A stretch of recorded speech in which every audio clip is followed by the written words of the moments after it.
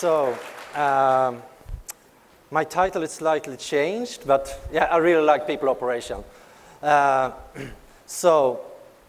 Before I start digging into the topic of my speak, I want to give you some background where I come from. So, I grew up in the 80s. So this was my first contact with computers and software. Commodore VIC-20 and C64. And this was really amazing because it was both technology, software, and games. And I love games. So I remember that we have some, you have games on small cassette tapes, and you copy them with your friends and stuff like that, and you can buy some programming books and even program your own games. And that was, yeah, pretty much amazing. But then I had this big dream when I ended high school to be a great artist. So I decided to move from a little town in Sweden, Norrköping, to Stockholm to study art, to be this guy, the next Rembrandt. That was my ambition. That was my dream. So I go for that. So didn't really turn out to be the next Rembrandt, so I got back to computers. And in the late 90s, I joined a company called Tele2. It's a telco company in Sweden, providing internet service and stuff like that. And after that, I joined another company, a broadcast and internet provider in Sweden, Comhem, and working with system engineering for almost 10 years. But after a while, I felt, yeah, this doesn't really exciting me anymore. I need to find something else. So I come in contact with poker online and gambling online and start working for this company, On Game Network, which at that moment was one of the largest poker network in the world, providing software to gambling sites. And it was here I come in contact with Agile, like this little fellow. His ability to adopt to change really fast, make him survive. And in 2013, I joined King. And that was to coming home, so to speak. It was technology combined with creativity and games. And that's where I am right now. And my role is people lead. And that role falls somewhere between HR and Agile. And I try to help and enable small teams to create big games. So, what is a great team? Yeah, you're going to talk about that. Yeah, happy and productive teams. That's the topic of my speak. So, what is a happy, productive team or a great team? I think it's about understand the customer needs, bring value to the customer as fast as possible, ability to adapt to change, like that little fellow I showed you in the video, and communication and transparency. And this is really important both internally in your team, how you communicate and are transparent what you are doing, and also to your stakeholders and other teams around you. So both internally and externally. So that's my view on it. And so what research says about that? What is a great team? What is the most effective team to set up? Have you heard about this book, 5 Dysfunctions of a Team? Yeah, have you read it? Yeah, it's a really great book of Patrick Lencioni. And he talks about those 5 dysfunctions. And it's absence of trust, a fear of conflicts, lack of commitment, avoidance of accountability, and intention to results. And he said to avoid this, you need to build on the basics. You have to start in the bottom and go up. And you need to have an environment that you can show vulnerability, that you can be open with your fears and stuff like that. It's also really really crucial that you can speak open. So you can raise your concerns and have disagreements in a good way. And that leads to have a good commitment what you're doing. Because he said that a healthy conflict leads to commitment. And then he said, when you have that, with a commitment, you can hold the team accountable. They feeling they are accountable what they're delivering, so they have the 100% buy-in. And then on the top, you focus on the results of bringing value to the customers. So this I feel tied into that, what I think is a great team. And of course, those guys, they do lots of research, and they have dig into this topic as well, and they run a project called Aristotle Earth, and what they try to figure out is what is the best team setup to have the most effective teams. Because on the long time, Google believed that if you just put the best engineers in the same team, they will solve the problem for us. So, but they then, okay, looking into that, is this really, really true? So they run this project and did some studies, and this is a couple of findings. So they find in a really effective teams, everybody's voice is heard. Everybody contribute equally to the conversations people have in the team regarding problems and how to solve them. Another thing they find was people in the really effective teams have a higher average social sensitive. Means that they really understand how people feel.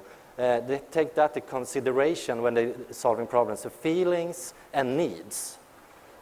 And this, I think, is really, really important. And when you try to create an environment where people can deliver great software and great games, in our case. So, to tie into that, why is this so important for us at King? So, give you some context on that. So, at King, we make games. I make lots and lots of great games. We have more than 400 million active users each month. We are the global leader on cross-platform casual games. We have those, this is our 4 franchise, Candy, Pet, Farm, and the Bubble Witch. And we are more than, I think we are more than 2,000 employees globally right now. And we have our games is on the top grossing in both App Store and Google Play. And as you see, 1 trillion levels have been played in our games. Those figures, that's mind-blowing. And to stay on top, to be there, to be able to ship great games all the time to our customer, understand what they want, we need to have really, really effective, great teams. And this is a couple of our games, Candy Soda, Pet, Farm, Bubble Witch. So, today I'm going to talk about 2 initiatives or projects that we have run to enable teams to be creative and effective and ship great products. And it starts with this. Evolve Leadership is a project that a colleague of mine, Andreas Tael, an Agile coach in the Stockholm office, and me running, because we think this leadership is kind of a big deal, because it starts with the leadership. So we saw what's a challenge in our company that we saw need to improve the leadership, to move forward, working more with that Jürgen talked about earlier today, not managing people, managing the system. And we also saw a need to give our leaders feedback, how they're doing as leaders, and also give a channel to our developers to give that feedback or that gift, so they could improve from the needs, from the team's needs. So this is from the team perspective. So this is the concept that we had. So we started to figure out, okay, what is a great leader, and what is a great leader at King? What values that leader have, and what kind of attributes reflecting a good leadership? And then we want to start measuring that, and we had an idea to do that through a leadership survey and taking actions. So if we have a leader that have some challenge, then we had that idea that we can measuring more, doing a 360, pair coaching, connect the two tails. We want to connect those leaders that's struggling in the leadership with those leaders that's working very, very well in the company, and tie that into how we're measuring stuff, how we're measuring the leadership, and back to the attributes or the values of what is a great leader at King. Because since we're all acting in a constantly changing environment, this needs to be changed also. So it needs to be a living organism. So that was the concept. And then we created a survey. And the survey is from a team perspective. As a team member, you can give feedback to your leaders all the way up to the top. So you can give feedback to your manager, you can give feedback to your manager, and you give feedback to your managers, all the way to the top. And the manager, they can give feedback to their manager, and the managers, all up to the top. The only people in this pilot or project that can not give any feedback is the top dogs. So the people on the top, they cannot give feedback to the people. So, and what we see as a manager or a leader is somebody that have an impact on your work environment in some way, like your product owner, your scrum master, your line manager, maybe you have a tech lead, and so on. Those people, you give feedback to all of those people. And the survey is really, really simple. It's just one question. How good leader is this person on a scale 1 to 10?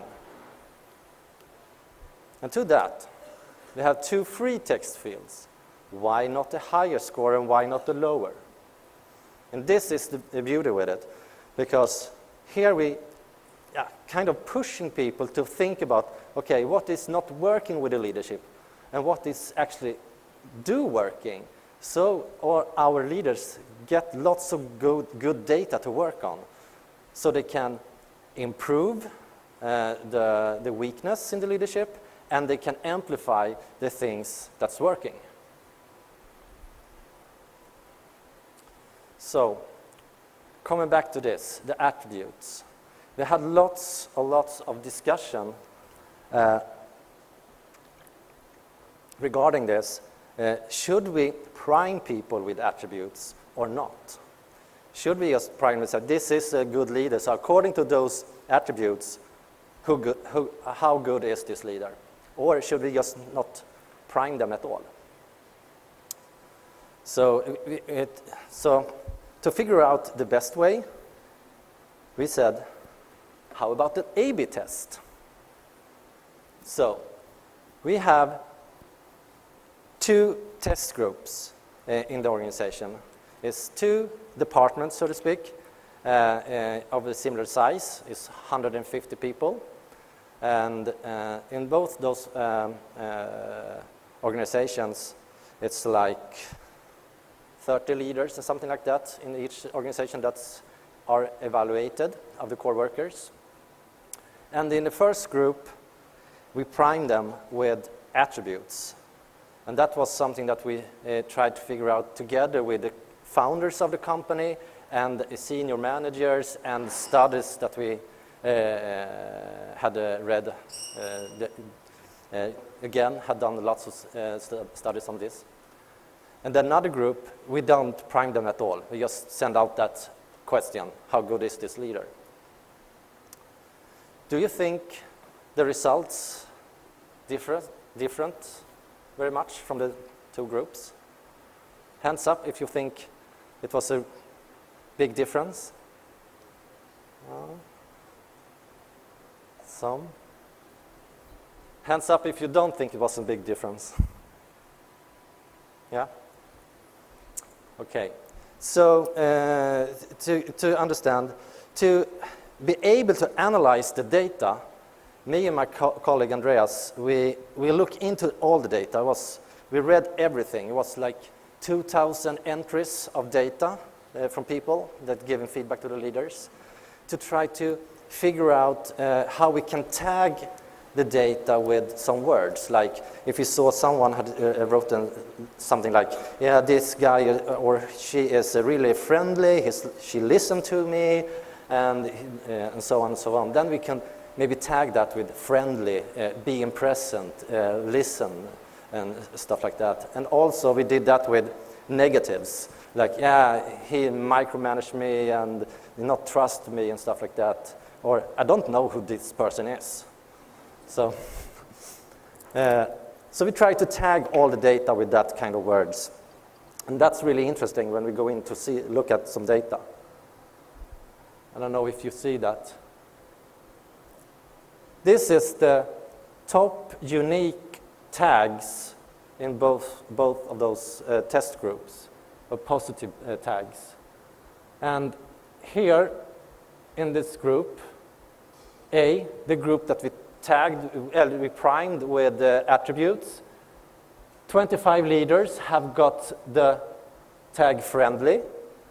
And in the other test group, new attributes, 16 leaders had the tag friendly. And then we see that it's pretty much the same, what people think works. It doesn't matter if you prime them with attributes or not. And it's the same thing with the negative tags. And the most common thing is unavailable. So our leaders is not available for the people they should take care of. It's something to dig in and to see how come and how can we improve that.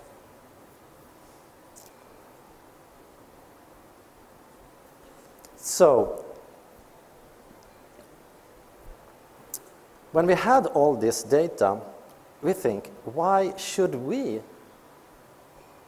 figure out the attributes that reflect in good leadership? We should use the data and feed that back into the attributes and let good leaders and teams decide what attributes we should have. So we run 2 workshops with leaders from both test groups that have scored really, really high, and ask them to group those tags, whatever they like if they think friendly and good listener is maybe same group, or unavailable, transparency, lack of transparency is the same group, maybe tag them and group them. And they came up with this. It's quite small. So they grouped them and creating attributes that they thought reflecting those tags. So in the first group, they say, she is present and available. She is a person that I like to work with. She ensures inspiration and purpose. She trusts me. She helps me to grow. She is a team player and get shit done. This is amazing. This is amazing attributes, don't you think? And another group was team player, knows the business, grow individuals and teams, trust the team, protect the team, strong vision. This is really good. This is your awesome data. So we want to use this to create what is a great leadership at King. And that's what we are right now in this project. So this is the way forward. Try to finalize those leadership attributes and use the data from the survey from a diversity and inclusion perspective.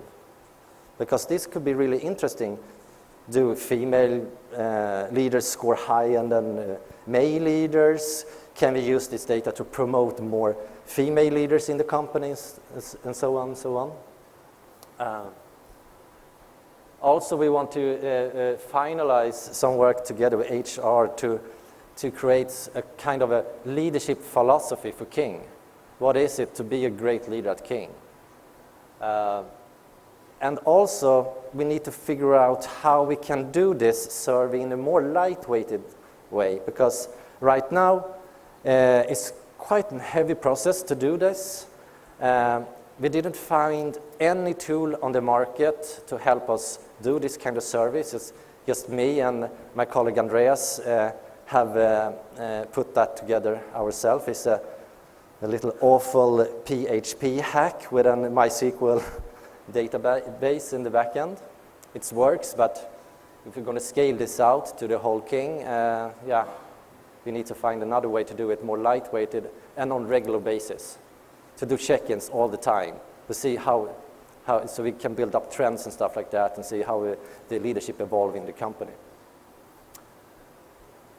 And also, we want to use this to start coaching and training our leaders, and also using it for recruitment.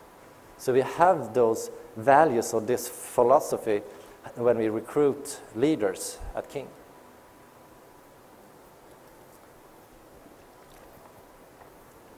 Another thing that we do is we're working with is feedback, or peer feedback, because we think that's really, really important, that you have good feedback loops within your team with your peers, because I believe that if you're going to have a good impact on how you can grow as a team member and individual, peer feedback is the way to go, because I see these one-on-ones you're having with your managers almost like an anti-pattern, because you try to solve conflicts within teams with one-on-ones.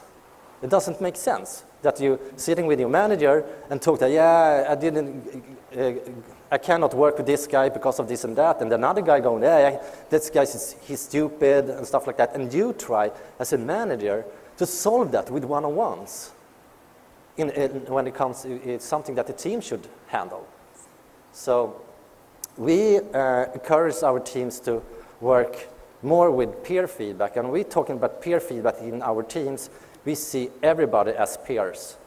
Scrum Master, product owner, and team members, everybody is peer from that perspective to when it comes to working in that team. And to give them a good start, we try to pitch this idea for the team. This is something that we're piloting right now, so I think we have 4 or 5 teams in Stockholm doing this. We have a couple of teams in Barcelona, and actually I think we're onboarding a couple of more teams in Stockholm right now in this project. So the pitch is basically just a 10-15 minutes talk with the team about what is this and what they can benefit for having working with peer feedback. And another thing that we think is really, really, really important is 100% buy-in. So after the pitch, we ask the team, do you want to do this? And if there's someone in the team have some concerns or say, nah, I'm not really comfortable to do that, then we say, fine. Then we back off and say, okay, maybe we can do a check-in a couple of months from now and see how you're feeling now. Because we think this is crucial to make this work. You need to have the 100% buy-in from everyone to make this work. So when we have the 100% buy-in, we're doing a workshop, a 3-hour workshop, and it's something that me and a colleague in HR is doing. And the workshops always start with a little check-in. And the check-in is just your gut feeling of how frequent and are the feedback loops that you have today, and take everything into consideration, like one-on-ones, performance management, retrospective and stuff like that, and how it's the quality. So the sweet spot is up here. High frequency, high quality. And down here, not so good place to be. But this is a starting point. I just want to have a feeling of what the team feeling, the process when it comes to feedback works today. So after that, we're working with an exercise to try to build some trust and an environment that people can speak open. You remember what I talked about earlier. And this team, they did a journal line. Do you know what a journal line is? Okay, it's basically you put up your a journal line, high and lows in this case it's your private life and in your work life. So they're doing two lines. So you can start with if your work life, I start study computer science was really exciting, and I do that for a while, it was really, really good. Then I get a job, it was also really, really good, and then I got fired, and then I wasn't feeling so good anymore, and it was really hard to find a new job, and you know the drill. And the same thing with your private life. Yeah, I got married, I got divorced, I got kids, a new wife, and the ups and downs. And when you can speak open about that and showing vulnerability in your teams, you're building up that trust level, so you have a good foundation to stand on when it comes to give and receive feedback. Another exercise that's really good to do this is that Jürgen talked about this morning, personal map. That's an excellent exercise to do to build up this kind of trust and an environment where you can speak open of like everything. So after that, we're doing a slot with theory around feedback and some backgrounds and how to the feedback ladder and how you can grow your arena and other basic stuff and tips and tricks around receiving and giving feedback. And after that session, it's like an hour, something like that, we asked the team to create a feedback agreement. It's basically like a work agreement to how they want to work with feedback within this team. Because that could differ from different teams. They have different needs, and everybody have different personalities. One team maybe not want to work with feedback face-to-face, they want to do written feedback or something else. So just to take that into consideration, so they have an agreement how they want to work with feedback within this team. And this is an example. From one team, they decide, this is the feedback agreement, and this is the feedback bingo. So they decide to have a feedback bingo to visualize when they have received and got feedback, giving feedback and receiving feedback. So they have that all the time on the Scrum board, so build some awareness about, yeah, it's time to give each other some feedback. And that's really cool. Another team, they choose to do something they call for feedback speed dating. So they meet fortnightly, I think, and giving each other feedback, 2 minutes, and then swap around, go around. And thank you. Another team in Barcelona, they working with hot seat. So one guy sits in the middle, and the rest of the team sit around him and giving feedback. But they have come a longer way. They have more, they are more higher trust in that team, and they are really mature to this. They have done this for a long while. So not everybody maybe end up in having hot seats.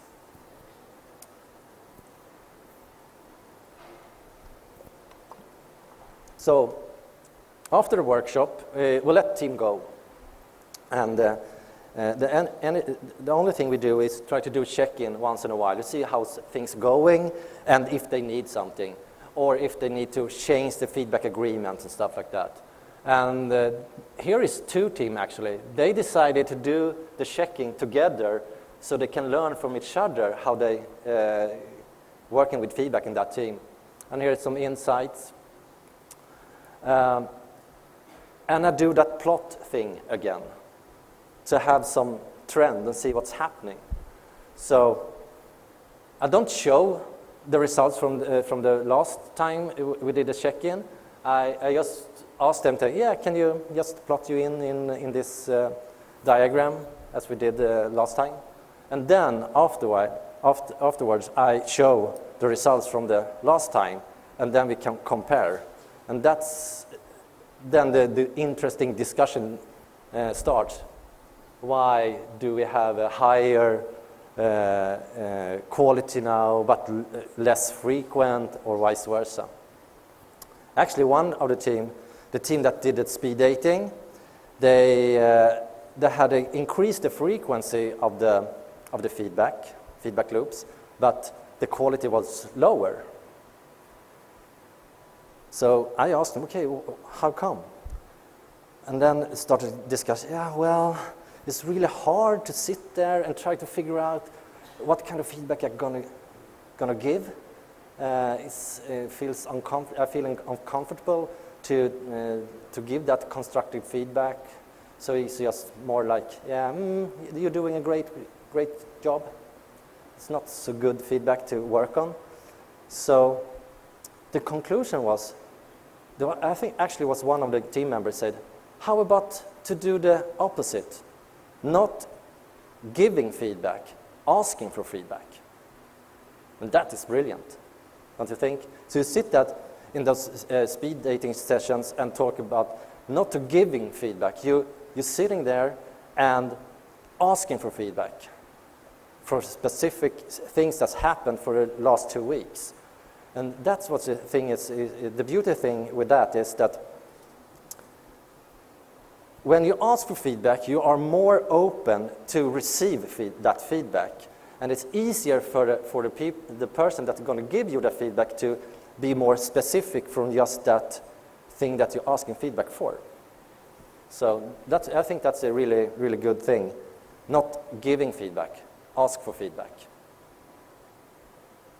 And that is pretty much what we're doing right now to create an environment where people can trust each other, speak open, and feeling that they are happy and productive and can deliver awesome gains to our customers. And I think this tied in pretty well to what research says and the Patrick's book, 5 Dysfunctions of a Team. And that's it. Thank you.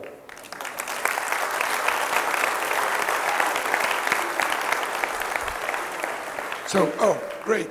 First question. My question is, can you guide a team out of the 5 dysfunctions if you're not a member of this team? Yeah, good question. Anyone in here have the answer? It depends, I would say. It depends on the team. Yeah, sure. You should live and bleed with a team, and then therefore we said that when we're working with peer feedback, we see everybody in the team as peers. So product owner, if you have a dev manager, as we call our line managers, they're receiving feedback as team members, not as manager and stuff like that. So we see them as part of the team. So everybody is part of the team to deliver software. You're just having different function, I would say, a different role, what is needed for that team.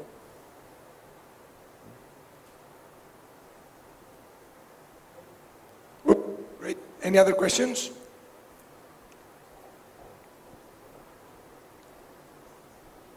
Hey, thank Hey. you. So how can you convince your manager that they might need feedback if that's not what they have on mind? Like, it's your manager, so you just can't go there and say, I need to give you feedback because you're either doing something great or something bad.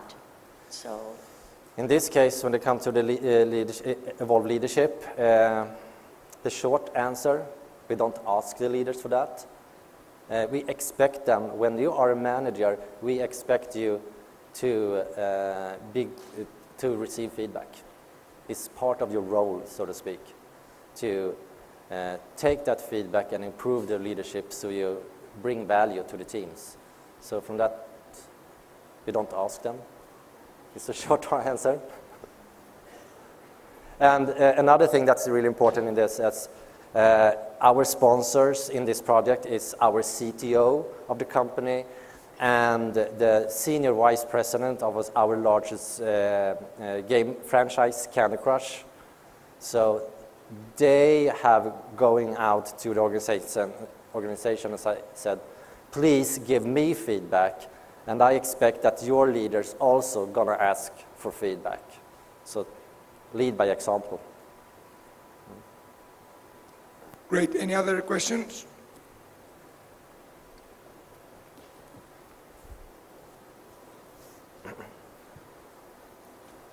Hi, thanks for Hi. your speech. I wanted to ask if the feedback received by the team members or the leaders in the organization is related to the personnel annual appraisal, and if this appraisal is linked with team goals or individual goals as per their team participation. If it is related to team appraisals and individuals appraisals. Yeah. So it's not at the moment. We want to have that. We want to have this instead of have this traditional performance management system. So have shorter feedback loops and stuff like that. So yeah, that's something. It is ongoing discussion with HR how we can tie this into the appraisal process. We have some time for one or two questions. Anybody here?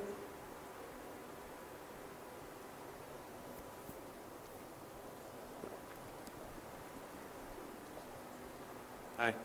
Has your research been published?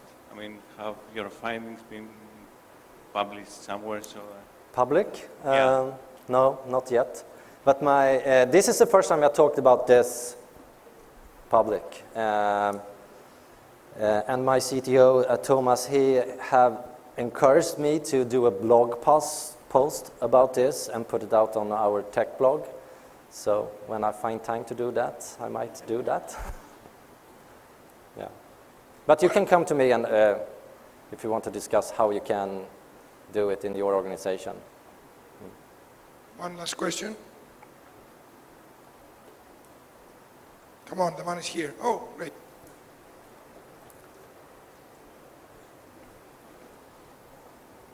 Okay. One question also from my side is that I really like that you mentioned that your top management actually lead by example. They ask feedback from people. I cannot hear Okay. you. I really like the fact that your top management really asked feedback from themselves, from the people. So I think leading by example is really important, which are, for me, it is very sensitive when you are giving or when you are receiving feedback. So which are other things that we have tried in order to create a kind of safety or a kind of safe environment from people to feel confident or feel that it is okay to give feedback, or it is okay even to receive a bad feedback. Yeah. In this case, with the evolved leadership thing, it's a survey, total anonymous. So that is one way to create a safe environment for people to give the leaders feedback. Others is in the peer feedback. It's about this to building trust, and that you're doing that over time. It's not something you do overnight. Yeah.